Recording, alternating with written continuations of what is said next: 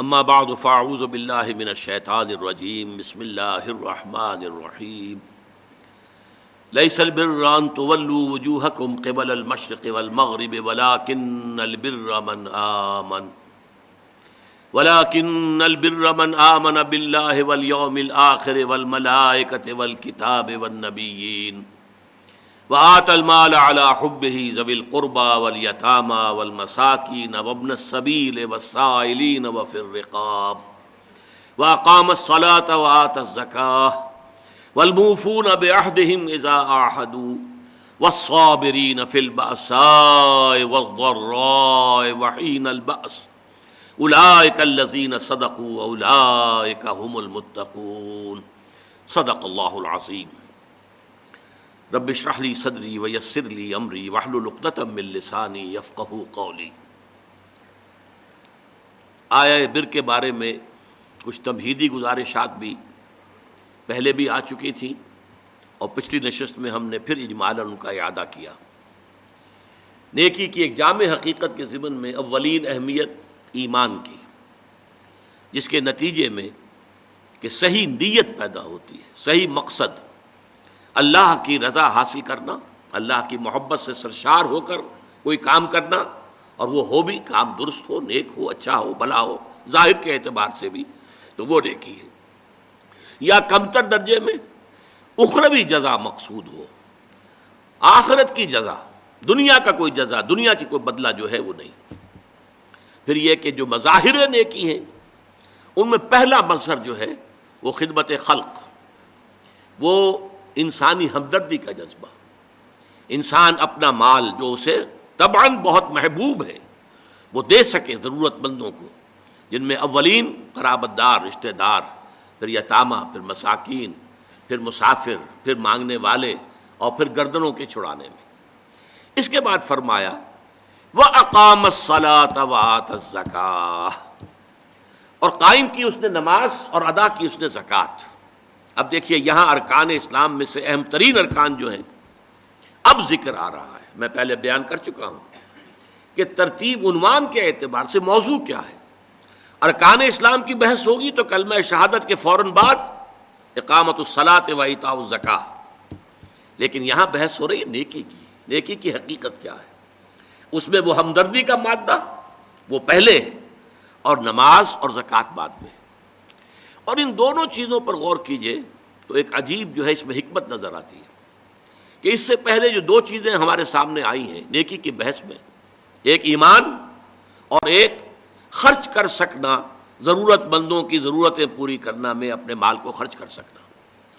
اب ان دونوں کے لیے گویا کہ دو ستون گاڑ دیے گئے ہیں ہمارے دین کے نظام میں۔ ایمان کو تازہ رکھنے کے لیے نماز ہے، دن میں 5 مرتبہ اپنے مصروفیات سے نکلو، صبح کی نیند بڑی سہانی ہوتی ہے، اسے توڑ کر اٹھو، اور اٹھو اللہ کے حضور میں حاضر ہو، کھڑے ہو جاؤ، وضو کرو، کھڑے ہو جاؤ، نماز پڑھو، اللہ سے اپنا عہد جو ہے تازہ کرو، ایاک نعبد و ایاک نستعین، اللہ تعالیٰ کے ساتھ اپنے اس عہد کو دوبارہ استوار کرو، تازہ کرو۔ بڑا پیارا شعر ہے حفیظ جالندری کا کہ سرکشی نے کر دیے دھندلے نقوش بندگی، آؤ سجدے میں گریں لوح جبیں تازہ کریں۔ لوح کہتے ہیں تختی کو، جیسے تختی ہوتی تھی ہم لکھتے تھے، پھر تازہ کرتے تھے اسے، اس کے اوپر پھر دوبارہ گاچنی سے اس کو دوبارہ جو ہے تاکہ اس پر لکھا جا سکے۔ تو یہ لوح جبیں جو ہے یہ ہماری، اسے رکھو زمین پر تاکہ اس میں بندگی کا جو نقش ہے وہ تازہ ہو جائے، اس لیے کہ ہماری سرکشی جو نفس کی سرکشی ہے، ان النفس لامارۃ بالسوء، اس نے ہماری یہ بندگی کے جو آثار ہیں، جو نقوش ہیں، انہیں کمزور کر دیا، دھندلا دیا ہے۔ تو نماز ایک ستون ہے، اور یہ جان لیجئے کہ اسلامی معاشرے کے اندر اس کی تنظیم، اس کی آرگنائزیشن کے لیے یہ یوں سمجھیے رکن رکین ہے، یہ عمود ہے، یہ سب سے بڑا جو ہے بنیاد ہے۔ اب آپ کو معلوم ہے کہ اسلامی معاشرے میں ایک فرد ہے مسلمان، اس کی زندگی بھی اگر وہ نمازی ہے اور نماز کا حق ادا کرتا ہے، اس کی زندگی گویا کہ نماز کے گرد گھومتی ہے، اس کا سارا نظام الاوقات جو ہے نماز کے حوالے سے طے ہوگا۔ فلاں کام کرنا، اچھا بھائی عصر کی نماز کے بعد، وہ کوئی ایسی اپائنٹمنٹ نہیں کر سکتا کہ جس میں عصر کی جماعت جو ہے اس کا معاملہ جو ہے وہ خطرے میں پڑ جائے، مغرب کے بعد اس کا سارا معاملہ چلے گا، اس کا روٹین جو ہے اسی کے گرد گھومے گا. یہ گویا کہ کھونٹا ہے جس کے گرد اس کے معمولات زندگی جو ہے، اس کی چکی جو ہے وہ چل رہی ہے. اسی طریقے سے معاشرہ، اب 5 مرتبہ دن میں مسلمان مسجد میں جمع ہو رہا ہے، ایک امام کے پیچھے کھڑے ہیں، اور ایک دفعہ ہفتے میں جو ہے بڑی آبادی کے لوگ جو ہیں مسجد جامع میں جمع ہو گئے. یہ اسلامی معاشرے کی ایک تنظیم ہے. سال میں 2 مرتبہ جو ہے آبادی سے باہر کسی بڑے کھلے میدان میں لوگ چلے گئے ہیں عیدین کے لیے، اور سال میں 1 مرتبہ جو ہے پوری دنیا سے کشاں کہاں کہاں سے گورے بھی اور کالے بھی اور پیلے بھی مسلمان کہاں سے چلے آ رہے ہیں، ہر مسلک ہر فقہ کے ماننے والے. یہ ایک تنظیم ہے جو نماز کے گرد اور حج کے گرد ہو رہی ہے. اور یہ نماز جو ہے در حقیقت بندے کا تعلق اللہ کے ساتھ استوار کرنے کا سب سے بڑا ذریعہ ہے. اس لیے کہ ہمارے معمولات جو ہیں وہ ہمیں اللہ سے غافل کر دیتے ہیں، ہم گم ہو کر رہ جاتے ہیں. وہ بڑا پیارا شعر ہے اقبال کا، کافر کی یہ پہچان کہ آفاق میں گم ہے، مومن کی یہ پہچان کہ گم اس میں ہے آفاق. آفاق میں گم ہو جانا، میرا یہ کام ہے، یہ کام ہے، یہ کام ہے، یہ کام ہے، یہ کرنا، وہاں جانا، وہاں سے وہاں جانا، وہاں سے وہاں جانا، ایک چکر ہے، ایک روٹین ہے. انسان گم ہو گیا، کہاں خدا کا خیال، کہاں آخرت کا خیال، آئے گا ہی نہیں، گم ہو گئے. اور ایک وہ ہے کہ جو گویا کہ دنیا میں رہتا ہے، بازار سے گزرا ہوں خریدار نہیں ہوں. دنیا میں رہو اور دنیا میں گم نہ ہو جاؤ، بلکہ دنیا تمہارے اندر آ جائے، تمہارے قابو میں آ جائے، تمہارے تابع ہو جائے، تمہارے سارے معمولات تمہارے اپنے فیصلے کے، تمہاری خودی کے تابع ہو جائیں. یہ کیفیت ہے در حقیقت کے جو مطلوب ہے. اسی لیے فرمایا حضرت موسیٰ علیہ السلام کی پہلی جو حاضری ہوئی تھی اور اسی میں انہیں رسالت عطا ہوئی، تو اس کی پہلی وحی سورہ طٰہٰ کے شروع کی آیات میں ہے، وَأَقِمِ الصَّلَاةَ لِذِكْرِي. دیکھو میری نماز میرے ذکر کے لیے، میری یاد کے لیے نماز کو قائم رکھو. الصلاۃ عماد الدین، حضور فرما رہے ہیں یہ دین کا ستون ہے. اس دین کی عمارت اس پر کھڑی ہوئی. جیسا کہ میں نے عرض کیا، ہمارے شخصی بھی معاملات اور معمولات اس کے گرد گھومے، اور ہماری اجتماعیت جو ہے، ہمارا معاشرہ اور ہماری ملی تنظیم جو ہے، اس کی بنیاد بھی یہی. زکوٰۃ کیا ہے؟ مظاہر نیکی میں سب سے پہلا مظہر آیا تھا مال خرچ کر سکنا، خیرات، صدقات، لوگوں کی ضرورتیں پوری کرنا اپنے مال سے، ہمدردی میں اپنا مال خرچ کرنا. اس مال خرچ کرنے کے لیے ایک اور ستون کھڑا کر دیا گیا، اور وہ زکوٰۃ ہے. کم سے کم اتنا تو دینا ہی ہوگا. گویا کہ آپ کو معلوم ہے کہ کسی بوتل کا کارک اگر بند ہی رہے تو بند رہے گا، اس میں سے کچھ بھی نہیں نکلے گا، ایک قطرہ بھی نہیں ٹپکے گا. ایک دفعہ کھل جائے تو امید ہے کہ کچھ اور بھی نکل آئے گا. تو زکوٰۃ، بخیل سے بخیل انسان بھی اگر مسلمان ہے اور اگر اس کو اللہ تعالیٰ کے حکم کا لحاظ ہے، پاس ہے، زکوٰۃ تو دے گا.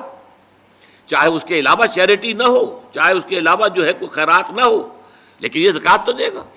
لیکن یہ زکوٰۃ جو ہے در حقیقت یہ بنیاد بن جاتی ہے کہ پھر دل میں سے مال کی محبت اس زکوٰۃ کی وجہ سے کم ہوتی ہے. زکوٰۃ کے معنی یہ ہے پاک کرنے والی شے، تزکیہ ہے. یہ در حقیقت نفس کو پاک کرنے والی شے ہے، طہارت نفس، قلب کے اندر سے مال کی محبت کو ختم کرنے والی شے. تو یہ 2 ستون ہیں ہمارے دین کے.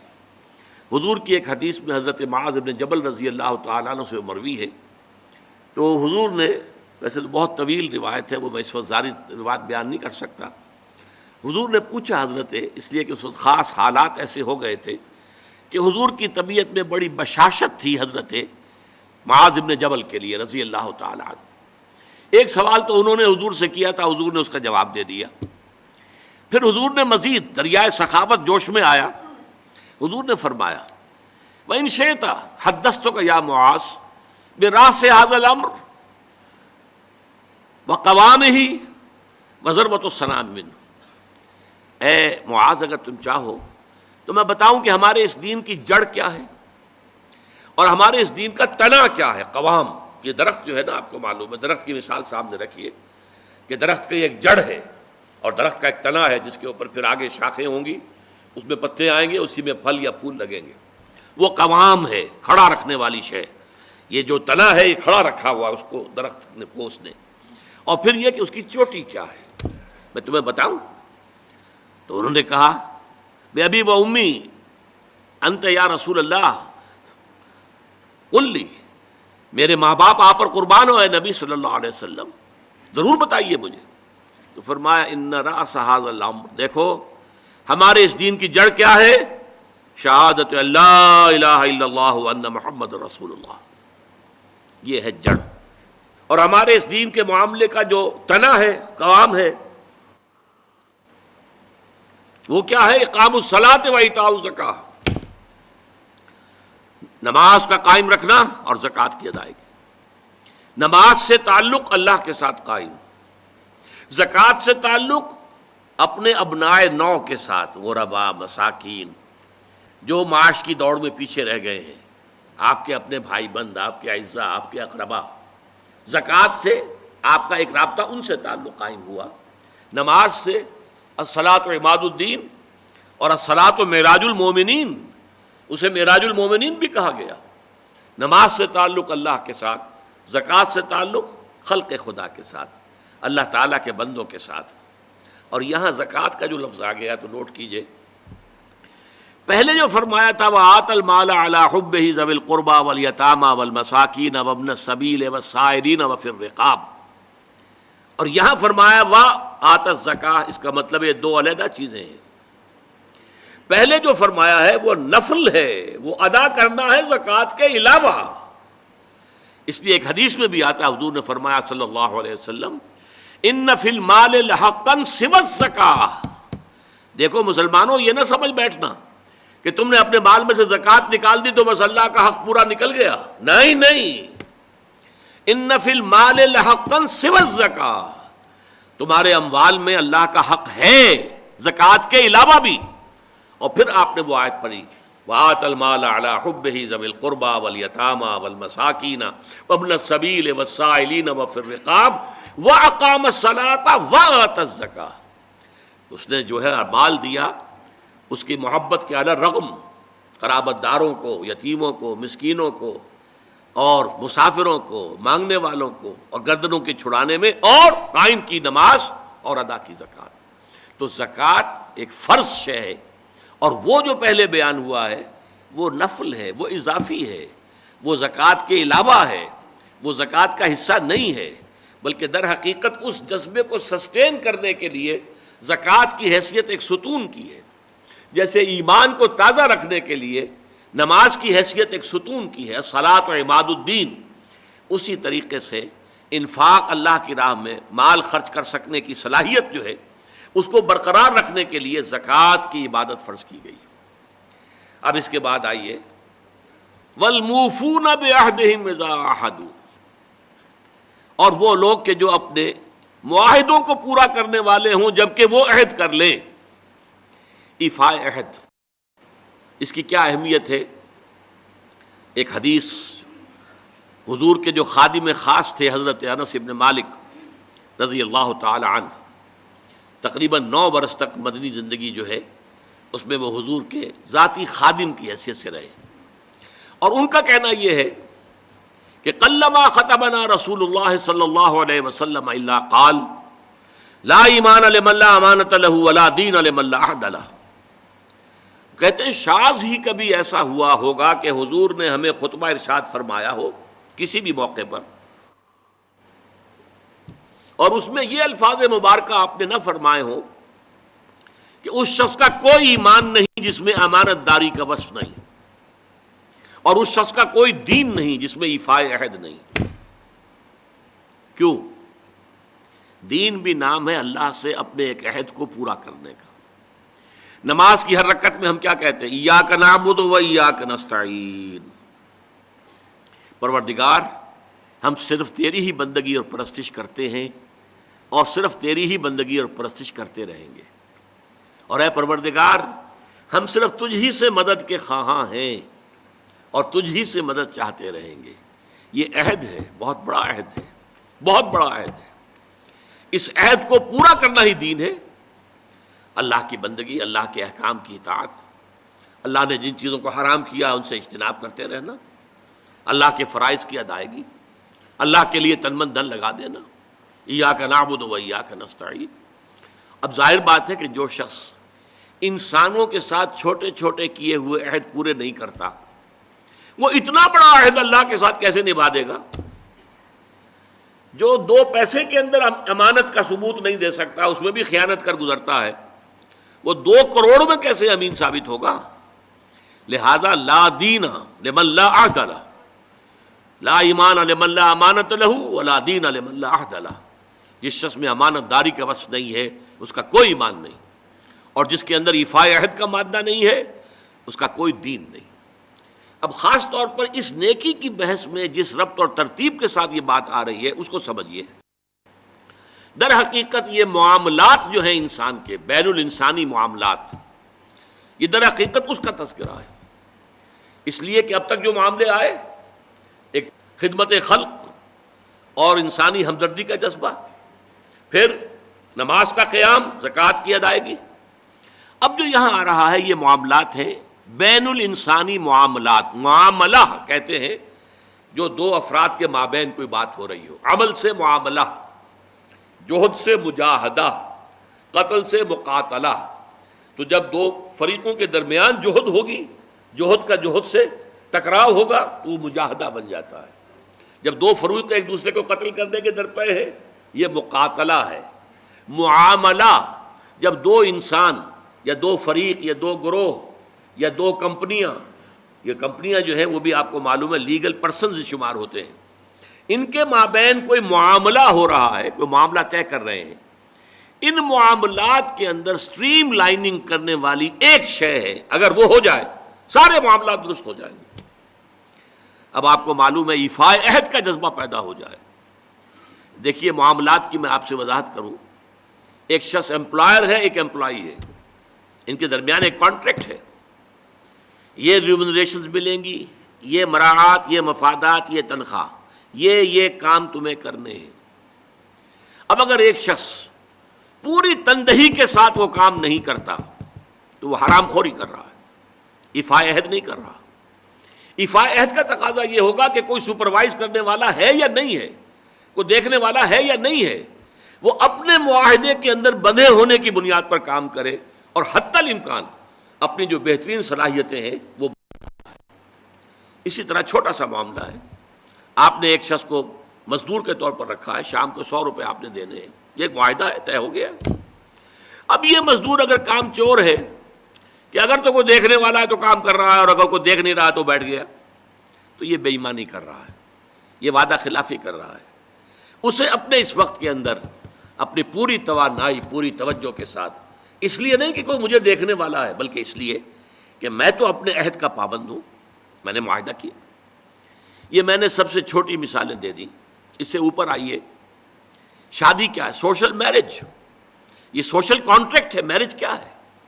ایک مرد ایک عورت، اس کے درمیان معاہدہ ہے، ساری عمر کا نباہ کرنا ہے، بیوی کے یہ فرائض ہیں جو اسے ادا کرنے ہیں، شوہر کی یہ ذمہ داری ہے، اس کے نان نفقے کا وہ ذمہ دار ہے، اس کے لیے سکنا فراہم کرنا اس کے ذمے ہے، اس کے لیے رہائش کا بندوبست کرنا اس کے ذمے ہے، نان نفقہ اس کے ذمے ہے، بیوی کے یہ فرائض ہیں جو اسے ادا کرنے ہیں۔ اب یہ در حقیقت ایک سوشل کانٹریکٹ ہے۔ اگر کوئی بھی اس کے اندر خیانت کا ارتکاب کر رہا ہے تو اس نے اپنے عہد کی خلاف ورزی کی۔ اسی طرح دیکھیے بہت سے معاہدے ہوتے ہیں جو ریٹن نہیں ہوتے، طے شدہ نہیں ہوتے۔ اولاد اور والدین میں بھی ایک معاہدہ ہوتا ہے، امپلائڈ ہے وہ کیا معاہدہ ہے؟ والدین اپنی جوانی میں اپنے آپ کو انویسٹ کرتے ہیں اپنی اولاد میں، ان کی تعلیم ہے، ان کی تربیت ہے، ان کو کھلانا ہے، ان کو پلانا ہے، ان کے لیے کپڑے کا بندوبست ہے، وہ اپنی ساری توانائیاں جو ہیں لگا رہے ہیں ان کو پالنے پوسنے میں۔ اور اس کے اندر امپلائڈ کانٹریکٹ ہے کہ جب یہ بوڑھے ہو جائیں گے اور وہ جوان ہو جائیں گے تو اب ان کو لک آفٹر کریں گے، ان کی خدمت کریں گے، ان کی سیوا کریں گے، ان کے ساتھ حسن سلوک کے ساتھ پیش آئیں گے۔ یہ کانٹریکٹ ہے، چاہے یہ لکھا ہوا نہ ہو، امپلائڈ کانٹریکٹ ہے۔ بہرحال پوری انسانی زندگی کا اگر آپ تجزیہ کریں گے تو معاہدات کے گرد گھومتی ہے۔ اگر ایک وصف پیدا ہو جائے، ایک وصف ایفاء عہد، حضور نے فرمایا بندہ مومن کا وعدہ کر لینا عدت المومن کا اخذ الکف، بندہ مومن کا کسی سے کوئی وعدہ کر لینا ایسے ہے جیسے اس کا ہاتھ جو ہے اس کے ہاتھ میں آ گیا ہے، جیسے آپ نے کسی کا ہاتھ پکڑا ہوا کہاں جائے گا آپ، لہذا وہ تو بن گیا، اس نے وعدہ کیا وہ بن گیا۔ اور یہ ایک واقعہ آتا ہے حضور کا، اور یہ بھی آغاز وحی سے قبل کا واقعہ ہے۔ آپ کی زندگی میں امانت اور دیانت، جس کی بنا پر الصادق الامین کے خطابات آپ کو ملے تھے اپنے معاشرے سے، آپ کاروباری آدمی تھے نا، تجارت کرتے تھے۔ ایک شخص سے کوئی بات ہو رہی تھی معاملے کی، کسی سودے کی، اس نے کہا کہ ذرا آئے محمد آپ انتظار کیجئے میرا یہاں پر، میں ابھی آتا ہوں۔ وہ جا کر اپنے کاموں میں ایسا مصروف ہو گیا، بھول گیا۔ حدیث میں ثلاثہ کا لفظ آیا، 3 کے بعد یاد آیا اسے، اور عام شارحین کا یہ کہنا ہے 3 دن کے بعد۔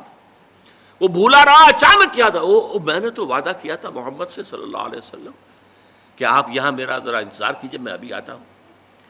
وہ اسی طریقے سے گھبرایا ہوا گیا تو حضور وہیں تشریف فرما تھے۔ 3 دن اس نے معذرت پیش کی، کہا میں بھول گیا۔ تو حضور نے فرمایا میں تو اپنے عہد کا بندھا ہوا تھا، میں نے تم سے وعدہ کیا تھا کہ میں یہاں تمہارا انتظار کروں گا، میں کر رہا ہوں۔ تو یہ ہے اصل میں، اور جیسا کہ قرآن مجید میں اسی سورہ بنی اسرائیل میں آیا ہے، ان العہد کان مسئولا، یہ عہد جو ہے اس کی تو اللہ تعالیٰ کیا مسئولیت ہے، جواب دہی ہوگی، پوچھ گچھ ہوگی۔ تو یہ ہے معاملات انسانی میں نیکی کا وہ جذبہ جو ہے، وہ خاص طور پر جو ظاہر ہوگا وہ ایفاء عہد کے حوالے سے تمام معاملات، بین الانسانی تعلقات اور تمام معاملات کے اندر سٹریم لائننگ کر دے گا۔ اب آئیے آخری بات آ رہی ہے، وَالصَّابِرِينَ فِي الْبَأْسَاءِ وَالضَّرَّاءِ، یہاں صابرون نہیں کہا، موفون نہیں۔ اس کا کیا مطلب ہے؟ یہاں پر در حقیقت کچھ الفاظ محذوف ہیں، وَأَخُصُّ بِذِكْرِ الصَّابِرِينَ، اور خاص طور پر میں ذکر کرنا چاہتا ہوں صبر کرنے والوں کا۔ یہ جو نیکی کی بحث ہے اس میں نوٹ کر لیجئے، ایک ہے نیکی بدھ مت کے بھکشوؤں کی نیکی، عیسائی راہبوں کی نیکی، ہندوؤں کے سنیاسی اور تپسیاؤں کی نیکی۔ وہ نیکی کیا ہے؟ کاروبار دنیاوی کو چھوڑو، معاشرے کے جو مین کرنٹ ہے اس سے نکل کر کہیں پہاڑوں میں، گپھاؤں میں، کہیں موناسٹریز میں، کہیں جاؤ بیٹھ جاؤ۔ اسلام کی نیکی یہ نہیں ہے، کیونکہ اس صورت میں تو گویا کہ نیکی معاشرے سے خارج ہو گئی، بدی کو اور کھل کھیلنے کا موقع مل گیا، کوئی مقابلے میں رہا ہی نہیں۔ یہ گویا کہ بدی کے لیے میدان کو خالی چھوڑ دینا ہے۔ اسلام جس نیکی کی تبلیغ کرتا ہے وہ در حقیقت بدی کے خلاف سفارہ ہونے والی نیکی ہے۔ بدی کی آنکھوں میں آنکھیں ڈال کر چیلنج کرے، اس سے پنجہ آزمائی کرے، بدی کو روکے، بدی کو ختم کرے، بدی کا استحصال کرے، اور اس بدی کے استحصال کرنے میں جو تکلیف آئے وہ جھیلے۔ جو سورہ لقمان کی آیت میں نے پہلے بھی آپ کو سنائی تھی، یا بنی اقم الصلاۃ وامر بالمعروف وانہ عن المنکر واصبر علی ما اصابک، اے میرے بچے نماز قائم کر، نیکی کا حکم دے، بدی سے روک، اور پھر جو تجھ پر بیتے اس کو جھیل اور برداشت کر، پھر ثابت قدمی کا ثبوت دے، قدم کوئی پیچھے نہ ہٹ جائے۔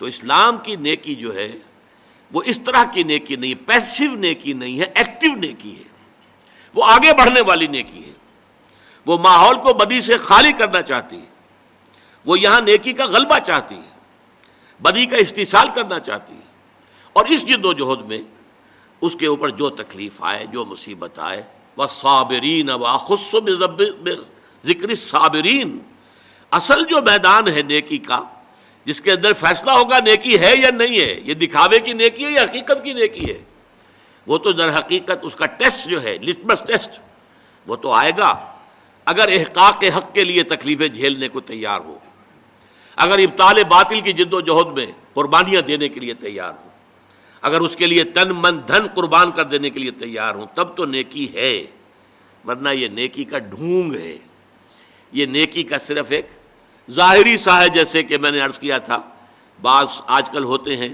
ایسے ہیٹرز کہ نیچے جو ہے نظر آتا ہے انگارے دہکتے ہوئے، حالانکہ وہ بالکل کچھ بھی نہیں، ان میں آگ ہے ہی نہیں، انگارے ہے ہی نہیں، نظر آ رہے ہیں انگارے۔ وہ ہیٹ جو آ رہی ہے وہ تو اوپر سے تار جو لگا ہوا ہے وہاں سے آ رہی ہے، ہیٹر وہاں سے ہیٹ دے رہا ہے، لیکن دکھا دیا ہے کہ جیسے انگارے ہیں۔ تو دکھاوا ہے یہ، اس میں حقیقت نہیں ہے۔ اس کا اصل ٹیسٹ کیا ہے؟ وَالصَّابِرِينَ فِي الْبَأْسَاءِ وَالضَّرَّاءِ وَحِينَ الْبَأْسِ، اور وہ جو خاص طور پر صبر کرنے والے ہیں۔ بادشاہ جب جمع میں آتا ہے تو یہ فقر و فاقہ، بھوک کی سختی، جیسے کہ سورہ بقرہ ہی میں چند رکوع پہلے ہی وہ آیت آ چکی ہے، وَلَنَبْلُوَنَّكُم بِشَيْءٍ مِّنَ الْخَوْفِ وَالْجُوعِ وَنَقْصٍ مِّنَ الْأَمْوَالِ وَالْأَنفُسِ وَالثَّمَرَاتِ وَبَشِّرِ الصَّابِرِينَ۔ اور ہم اے اہل ایمان، اے ایمان کے دعوے دارو، تمہیں لازماً آزمائیں گے، خوف سے بھی اور بھوک سے اور مال اور جانی نقصان سے، اور اے نبی بشارت دے دیجئے صبر کرنے والوں۔ تو یہ تو ہے بھوک، فقر و فاقہ۔ آپ کو معلوم ہے، میں نے پہلے ذکر بھی کیا تھا، جیش اسرا کے اندر تب غزوہ تبوک کے دوران کس قدر شدید بھوک کی کیفیت تھی مسلمانوں پر۔ ایسے بھی مواقع آئے ہیں کہ تین مسلمانوں کے لیے 24 گھنٹے کا راشن ایک کھجور ایک صحابی نے، ایک مسلمان نے منہ میں کر کے تھوڑی دیر چوس لی، پھر دوسرے کو دے دی، پھر دوسرے نے چوس لی، کچھ گلوکوز پہلے کو مل گیا، کچھ دوسرے کو مل گیا، پھر تیسرے کو مل گئی۔ یہ بھی آیا۔ اب جھیلنا، اسے برداشت کرنا۔ اسی طریقے سے غزوہ خندق کے موقع پر جو آیا، اس لیے کہ شدید ترین سردی کا موسم تھا اور یہاں اب کچھ نہیں تھا، چاروں طرف سے گھیراؤ ہے، کوئی باہر سے رسد آئی نہیں سکتی، قحط کی کیفیت ہے، اور یہاں پر جو ہے فاقے آ رہے ہیں، اور اس فاقے کی حالت میں حکم ہوا ہے کہ خندق کھودو۔ اور مدینے کی زمین جو ہے پتھریلی زمین ہے، ٹھیک ہے، وہاں پہ ریت بھی ہے، لیکن خندق کھودنے کے لیے تو ریت سے نیچے جانا پڑے گا نا، پتھروں کے اوپر۔ چنانچہ ایک واقعہ آتا ہے کہ ایک بڑی چٹان آ گئی، تو جس چٹان کو بہت سے مسلمانوں نے کوشش کی اپنے اس تیشوں کے پھاوڑوں کے ذریعے سے توڑنے کی، نہیں توڑ سکے، پھر حضور نے ضرب لگائی ہے تو وہ ٹوٹی۔ تو وہ چٹانیں جو ہیں ان کو توڑ رہے ہیں، اور ہے فاقے سے۔ تو لوگوں نے اپنے پیٹوں کے اوپر پتھر باندھے ہوئے اپنی چادروں کے ساتھ کس لیے ہیں، تاکہ ایک تو وہ کہ ہنگر پینز نہ ہوں، وہ جو پیٹ کے اندر بروڑا اٹھتا ہے درد کی وجہ سے، اگر معدہ خالی ہے تو وہ تو احتجاج کرے گا، لیکن اس بوجھ تلے اس کو لے آئے پتھر تلے، تو وہ جو ہے اس میں وہ کیفیت پیدا نہیں ہوگی، کمر دوہری نہ ہو جائے۔ اور جب حضور سے شکوہ کیا کہ حضور دیکھیے اب ناقابل برداشت ہو رہا ہے معاملہ، دیکھیے کرتے اٹھا کے لوگوں نے دکھایا، ہم نے پتھر باندھے ہوئے، آپ نے اپنا کرتا مبارک اٹھا کر دکھایا، وہاں 2 پتھر بندھے ہوئے۔ یہ کیفیتیں ہیں کہ جن میں سے گزرے ہیں محمد الرسول اللہ والذین معہ، حضور بھی اور حضور کے ساتھی بھی۔ تو والصابرین فی البأساء والضراء، ضرر کہتے ہیں تکلیف، کوئی آپ کو جسمانی تکلیف پہنچ رہی ہے، کوئی زخم کے اندر ٹیسیں اٹھ رہی ہیں، یا جیسے کہ آپ کو معلوم ہے جیسے مکے میں صحابہ کرام کو ٹارچر کیا جا رہا تھا، شدید ترین ایذائیں دی جا رہی تھی، حضرت بلال کا معاملہ، حضرت خباب بن الارض کا معاملہ، دہکتے ہوئے انگاروں کے اوپر ننگی پیٹھ لٹا دیا گیا، لیٹ جاؤ، لیٹ گئے۔ اب آپ دیکھیے کھال ہے، آپ کا کیا خیال ہے کہ ان کی کھال سن تھی؟ انہیں جلن کا احساس نہیں ہو رہا تھا، لیکن جھیلا ہے، اسے برداشت کیا، کیوں کہ حضور کا حکم ہے کہ کوئی جوابی کارروائی نہیں کرنی ہے، جو بھی یہ کرے ٹھیک ہے کرنے دو، تمہارے جسم کے ٹکڑے کر دے کرنے دو۔ اسی وجہ سے لیٹ گئے، اور جو ہے وہ کھال جلی ہے، پھر پیٹھ کی جو چربی ہے وہ پگھلی ہے، اس سے پھر وہ انگارے ٹھنڈے ہوئے ہیں، یہ کیفیت ہے، جھیلنا ہوتا۔ تو یہ جھیلنا جو ہے برداشت کرنا، تحمل، والصابرین فی البأساء والضراء وحین الباس، اور خاص طور پر باس کے وقت، باس جب واحد میں آتا ہے اس کے معنی جنگ ہے، یہ آخری امتحان ہوتا ہے، میدان جنگ میں آ جانا، جان ہتھیلی پر رکھ کر میدان میں آ جاؤ۔ ظاہر بات ہے جو جنگ میں گیا وہ گویا کہ اپنی جان کا رسک لے کر جا رہا ہے، یہ تو اگر کوئی خاص اللہ کا فضل ہے کہ لوٹ آیا تو یہ تو فضل ہے، یہ تو ایک طرح سے نئی زندگی ہے، ورنہ در حقیقت جنگ میں جانے والا اپنی جان کا رسک لے کر، اور وہاں پھر صبر کرنا، ڈٹے رہنا، وہاں پیٹھ نہ دکھانا۔ وَمَن يُوَلِّهِمُ الدُّبُرَ يَوْمَئِذٍ، تو اگر کسی شخص نے اپنی پیٹھ دکھا دی دشمن کو جنگ کے موقع پر، تو پھر اس کے لیے تو اللہ تعالیٰ کا عذاب ہے، وَمَأْوَاهُ جَهَنَّمُ وَبِئْسَ الْمَصِيرُ، اور اس کا برا ٹھکانہ ہے جہنم، جہنم ٹھکانہ ہے جو بہت بری جگہ ہے۔ تو جنگ کے موقع پر اب یہاں سوچئے کہ وہ جو میں نے کہا تھا کہ یہاں پہ سورۃ العصر کی تیسری چیز جو ہے وہ انڈرسٹوڈ ہے. سورۃ العصر میں ایمان کی بات آئی، ایمان یہاں آ گیا، 5 ایمانیات کا ذکر آ گیا. سورۃ العصر میں عمل صالح کا معاملہ آیا، یہاں پر اس کے مختلف شعبے، خدمت خلق، انسانی ہمدردی، عبادات، نماز اور زکوٰۃ، ایفاء عہد، تمام جو بین الانسانی معاملات ہیں، تعلقات ہیں، ان کی سٹریم لائننگ. اسی طریقے سے صبر، تو صبر کی 3 چیزیں یہاں آ گئی، صابرین فی الباساء والضراء وحین الباس. لیکن یہاں پر وتواصوا بالحق کے ضمن میں اصطلاح لفظاً کوئی شے یہاں مذکور نہیں ہے. میں کہتا ہوں کہ وہ امپلائڈ ہے. کیوں؟ اس سوال کا جواب کیا ہے؟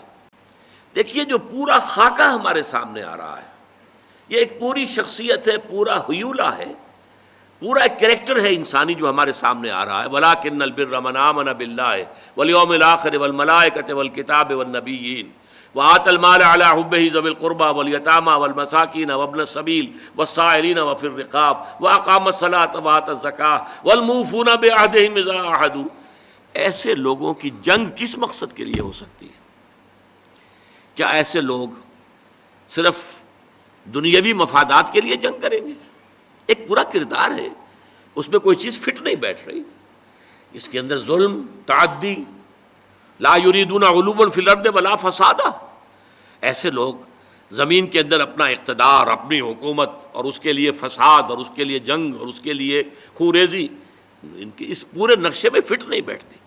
لہذا ان کی یہ جنگ اور ان پر جو آزمائشیں آئیں گی بھوک کی اور تکلیف کی، کس لیے؟ یہ احقاق حق کے لیے، تواصی بالحق کے لیے، حق کا بول بالا کرنے کے لیے، اقامت دین کی جد و جہد کے لیے. اس لیے کہ سب سے بڑا حق کیا ہے؟ یہ زمین اللہ کی ہے اور اس پر اسی کا حکم چلنا چاہیے. یہ ہے سب سے بڑا حق.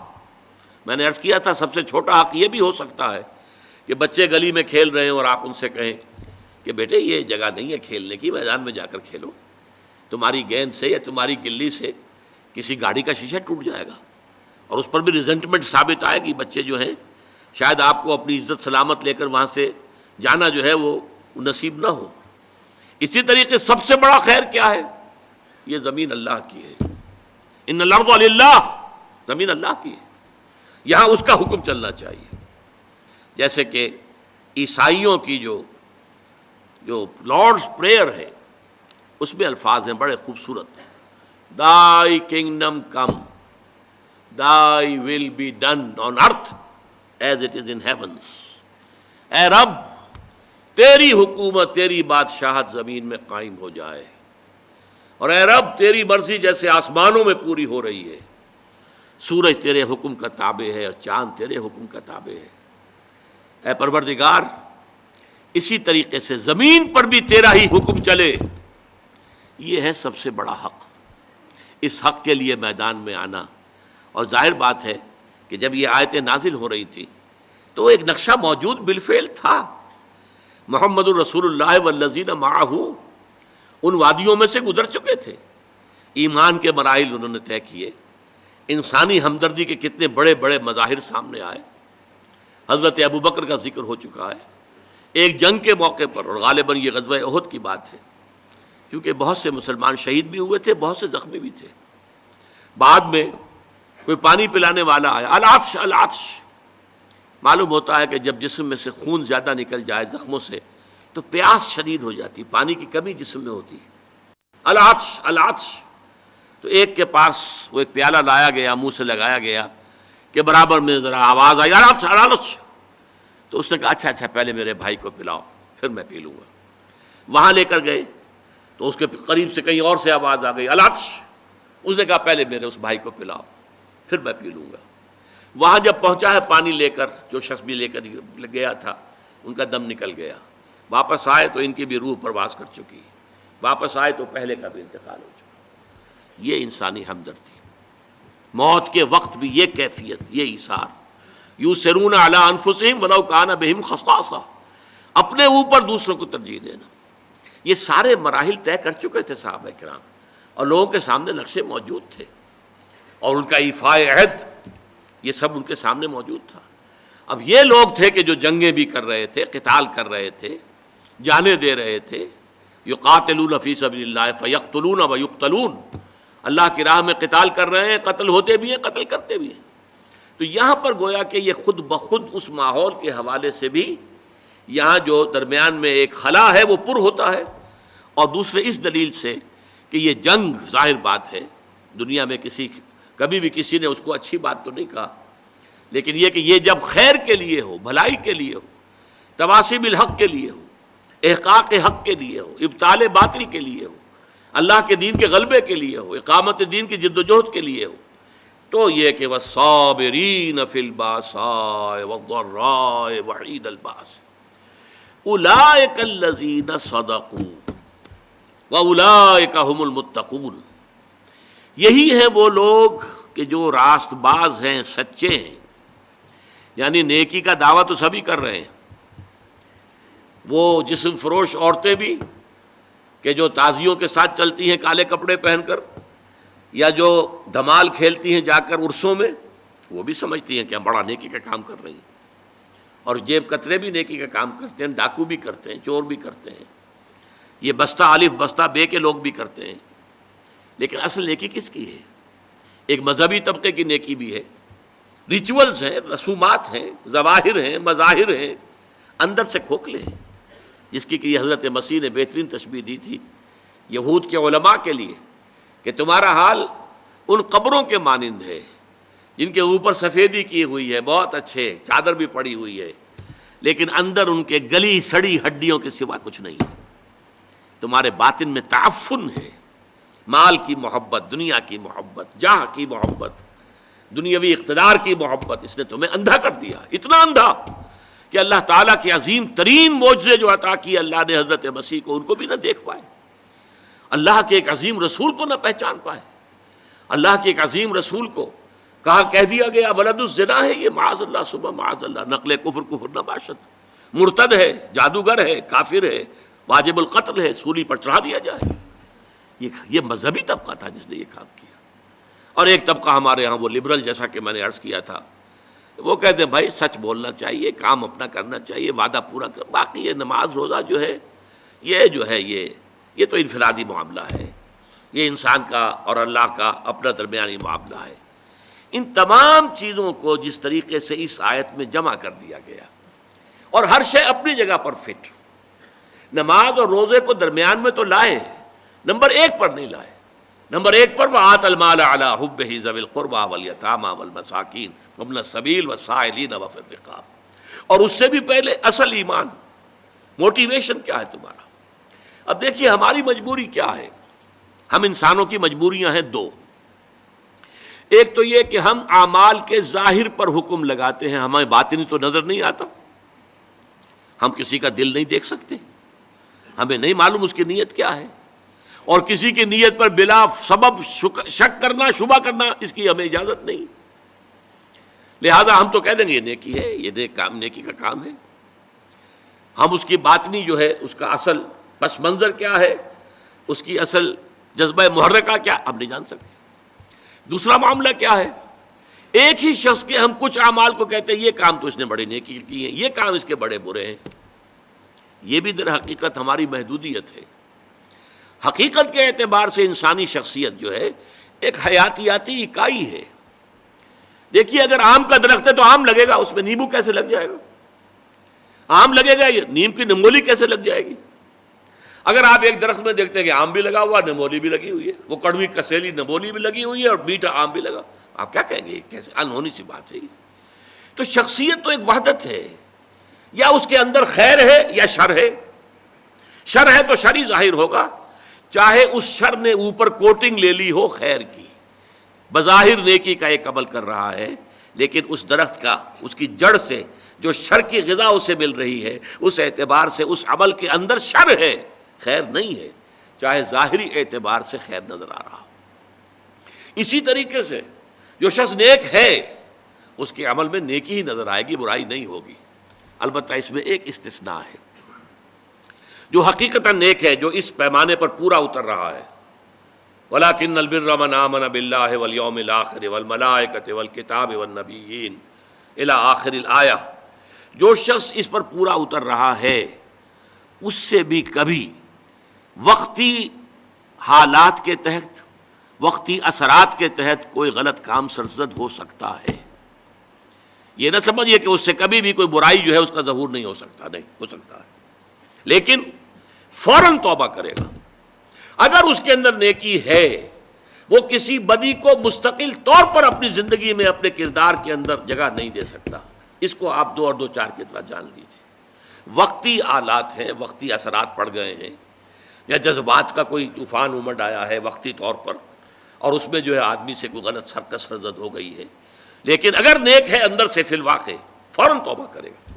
جیسے کہ سورہ نساء کی آیت مبارکہ، انما التوبۃ علی اللہ للذین یعملون السوء بجہالۃ ثم یتوبون من قریب، اللہ تعالیٰ نے اپنے ذمے لازم کر لی ہے ایسے لوگوں کی توبہ قبول کرنا کہ جو غلطی سے یا حالات کے دباؤ میں، جہالت میں، نادانی میں کوئی غلط کام کر بیٹھتے ہیں لیکن فوراً توبہ کرتے ہیں۔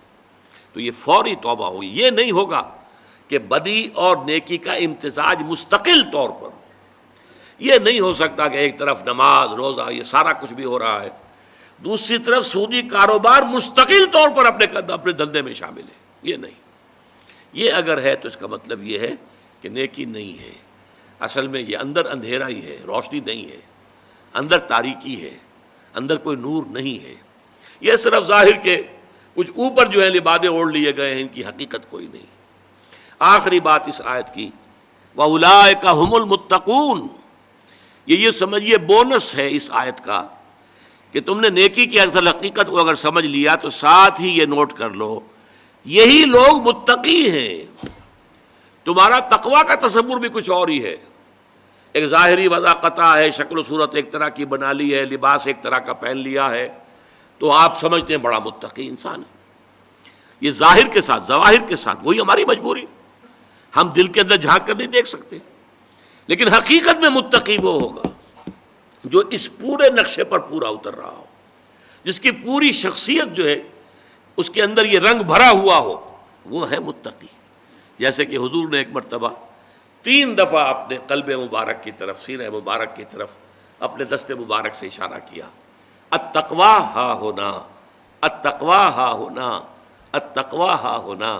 تقویٰ یہاں ہوتا ہے، تقویٰ یہاں ہوتا ہے، تقویٰ یہاں ہوتا ہے۔ تقویٰ دل میں ہوتا ہے، دل میں ایمان ہوتا ہے۔ ایمان اور تقویٰ یہ گویا کہ ہم معنی اور مترادف باتیں ہو گئی۔ اگر اللہ پر ایمان ہے تو اللہ کی معصیت سے بچنے کی کوشش کریں گے کہ نہیں؟ اللہ کو راضی کرنے کی کوشش کریں گے کہ نہیں؟ لہذا اصل تقویٰ یہاں ہے، اور جب یہ اندر ہے تو پھر پورے وجود کو یہ ایک خاص رنگ میں رنگ دے گا، اور وہ پوری شخصیت انسان کی اس آیہ بر میں ہمارے سامنے آ گئی۔ بارک اللہ لی ولکم فی القرآن العظیم ونفعنی وإیاکم بالآیات والذکر الحکیم۔